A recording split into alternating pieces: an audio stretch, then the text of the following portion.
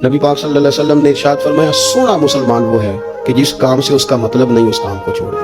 और नबी करीम सल्लल्लाहु अलैहि वसल्लम ने फरमाया, क़यामत के दिन ज्यादा गुनाह उन लोगों के होंगे जो ज्यादा फजूल बातें करते थे, उनके गुनाह ज्यादा होंगे। फजूलिया से बचे, अपने औकाते कार जिंदगी में मुरतब करें। हम पता क्या कहते हैं, एक मिनट में मैं आया, तू एक मिनट ठहर, मैं, ये मुहावरा है हमारा, एक मिनट दे जरा मुझे।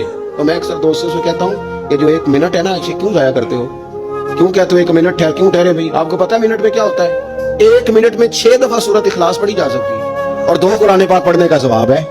एक मिनट के अंदर 26 मरतबा कहा जा सकता है सुभान अल्लाह व बिहम्दिही सुभान अल्लाहिल अज़ीम।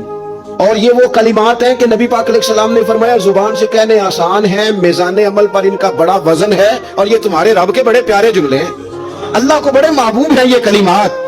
आप देखिए, सुभान अल्लाह, अल्हम्दुलिल्लाह, अल्लाहु अकबर, ये कितनी दफा पढ़ा जा सकता है? एक मिनट के अंदर कई दफा प्यार से माँ बाप की ज़ियारत की जा सकती है, और जितनी बार ज़ियारत करो पूरे हज का सवाब मिलता है। एक मिनट के अंदर फोन उठा के किसी मरीज की इयादत की जा सकती है। और मेरे नबी पाक सल्लल्लाहु अलैहि वसल्लम ने फरमाया, जब तू मरीज की इयादत करता है तो खुदा की रहमत का दरिया बह रहा था, तूने उसमें गोता लगा लिया है। एक मिनट के अंदर तो कमाल हो जाता है, लेकिन शर्त यह है कि उस मिनट को जाया नहीं करना, उस मिनट में कुछ कर जाए।